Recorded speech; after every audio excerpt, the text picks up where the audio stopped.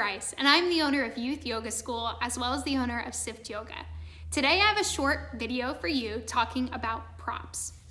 So when I work with kids, the props that we use in class generally are a little bit different than what I use in adult classes. So in an adult class, you might have a yoga block, a strap, a blanket, maybe a bolster, and oftentimes I'll use some of those similar props as well in kids' classes. But today we're talking about extra props, things that are beyond your basic yoga accessories that you would consider part of the practice.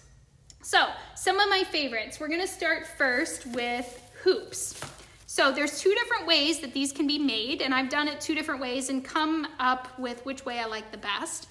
This was what I made first. These are embroidery hoops. I put a plea out on social media asking for embroidery hoops when I first started my kids yoga business, and these kind of just poured in from friends who found them at yard sales for me or had them laying around the house. So I have all different sizes of these. I like these, but the wood tends to give out after a little while. This one's got a couple little splintery spots in it that I'm not totally in love with these so much anymore. So I don't tend to use these very often, but they are big. They provide a lot of color. They're a lot of fun for kids to use. Another option that's a little bit more economical is to use shower rings. So these are just basic, really cheap plastic there we go. Shower rings that you might find at Walmart or the dollar store, and they're like 12 for $1, very inexpensive. And then just basic craft ribbon. This is that curling ribbon that you can buy.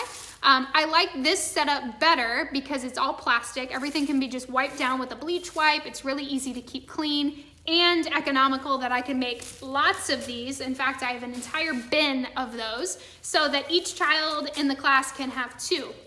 We'll talk about why using props is great to help enhance the classes in one of our other modules, but I just want to make sure that you see some of the props that I do make. So those are plastic rainbow rings.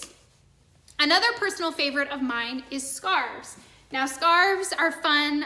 You can buy them in packs through Amazon, but I have found that when I go out and look for them at thrift stores, repurposing old items, one, you get a lot more variety, colors, designs, shapes, sizes, textures, which is always fun to help enhance the classes, especially for those children that tend to be a little bit more tactile. Silk scarves are soft, they're easy to be washed, they don't hurt anyone, so you can play games where you throw them, you can play games where you toss them, you can put them on top of the parachute and let them go for a ride. We've done poses where we lift them up. We've done things with breath. There's all sorts of different ways that you can enhance your practice, your classes, make them more fun, engaging, and exciting by using props like scarves. And I picked these up from anywhere from $1/4 to about 50 cents a piece at a local thrift store. So those are really inexpensive and a great thing to add. Another option, especially in the springtime, it's easy to find Easter eggs at the stores. These are filled, I believe, with either popcorn or lentils or green peas, something like that, and make for another fun accessory to add to your yoga class.